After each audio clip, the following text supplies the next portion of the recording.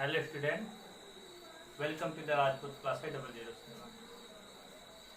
आज हम बात करने जा रहे हैं cardiovascular system blood next part की। ओके, आज हम यहाँ पर एक बहुत ही इंटरेस्टिंग और बहुत ही अमेजिंग टॉपिक डिस्कस करेंगे। इसको बोलते हैं origin and development of blood vessel. अभी हम ब्लड सेल्स के बारे में बात कर रहे थे, यहाँ पर आज हम उनके ऑरिजिन एंड डेवलपमेंट के बारे में डिस्कस करेंगे। That means how they origin, how they develop. Okay, यहाँ पर मैं एक टेबल बनाया हूँ। इस टेबल में हमने सारी चीजों को इंक्लूड किया। ओके, सारी चीजों को, how they originate, how they development, all everything. Okay, so let us discuss. यहाँ पर स्टार्ट करते हैं तो they the stem cell. Stem cell, you know stem cell जो हमारी बॉडी में स्टेम सेल जो होती है, जिसका कैपेबिलिटी होता है टू जनरेट और to develop into a new organ. मतलब उसके पास ऐसी कैपेबिलिटी होती है कि वह एक कंप्लीट ऑर्गन को जनरेट कर सकता है, डेवलप कर सकता है। तो स्टेम सेल का एक टाइप है pluripotent stem cell. Pluripotent stem cell. Okay, pluripotent stem cell को हम टू पार्ट में डिवाइड करते हैं। Pluripotent stem cell two types के होते हैं। एक होता है myeloid stem cell and one होता है लिम्फॉइड स्टेम सेल। ओके, हम यहाँ पर देखेंगे माइलॉइड स्टेम सेल के बारे में। Myeloid stem cell further divide होता है थ्री टाइप के यूनिट में। थ्री टाइप के यूनिट में। Okay, one unit is known as the CFUE। CFUE का क्या मतलब है? CFU that means colony forming unit.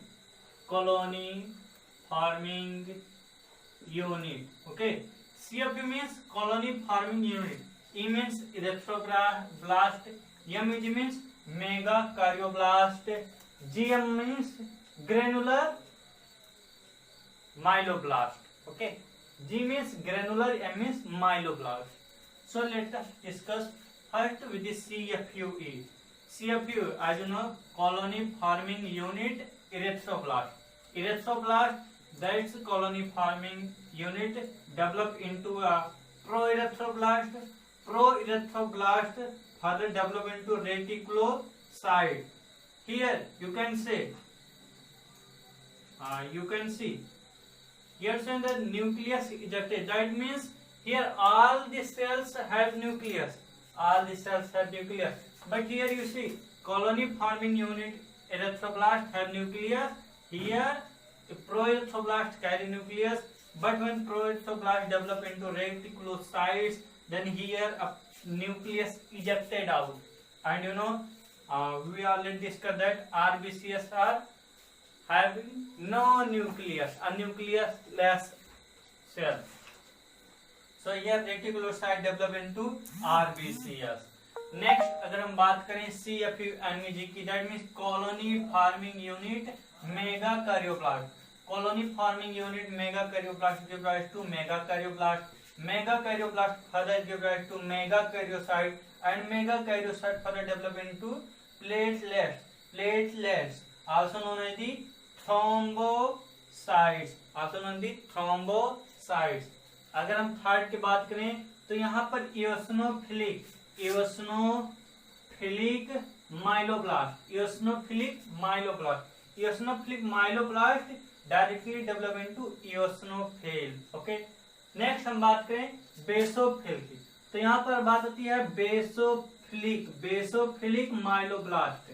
Basophilic myeloblast develop into basophil. Next बात करते हैं colony forming unit granular monocyte. Colony forming unit granular monocyte again develop into two type, that is the myeloblast and another is the monoblast. Myeloblast further develop into neutrophil and monoblast develop into monocyte. Then हम second type of pluripotent stem cell की बात करते हैं, known as the lymphoid stem cell. As name suggests, lymphoid that may develop of lymphocytes. That means lymphoid stem cell develop into 3 type of lymphoblast cell. One is known as the T lymphoblast, another B lymphoblast, and next the NK lymphoblast. NK means natural and killer, natural killer lymphoblast. Education, you can see T lymphoblast develop into T lymphocytes, B lymphoblast develop into B lymphocytes, and NK lymphoblast develop into NK cell. That means natural killer cell. Okay. Here you can see, अगर हम इन सब सारे cell को categorise करें तो eosinophil, basophil and neutrophil fall into granular leukocytes. That means WBCS have two categories. One is the granular and another is the agranular. So in granular comprise eosinophil, basophil and neutrophil, whereas in case of agranular leukocytes comprises monocytes and lymphocytes. That means T lymphocyte and B lymphocyte and NK cell. That means natural killer cell. Okay. Here monocytes further develop into macrophages. There are kind of macrophages. तो अगर monocyte in general cell में present है, that mean in general blood में present है, that mean monocyte. But अगर यह specific किसी particular place का को कंसीडर किया जाता है, that mean macrophages. Another B lymphocyte develop into plasma cell. B lymphocyte again develop into plasma cell. Okay. यहाँ पर जैसा कि हमने देखा क्या कि यहाँ पर ये टाइप हैं RBCs के, यहाँ पर प्लेटलेट्स के. Here you can see all these type are fall into WBCS. All these type are WBCS. Okay.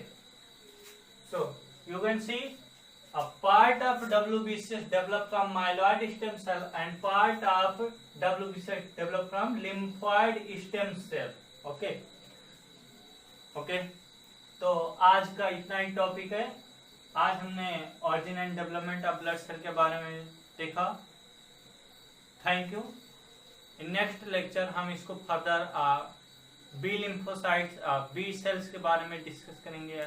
B cell, T cell, NK cell, neutrophil, basophil, eosinophil. Are you basically say that the WBCS? Okay. In next video tutorial हम WBCS के बारे में discuss करेंगे. Okay. Thank you for watching.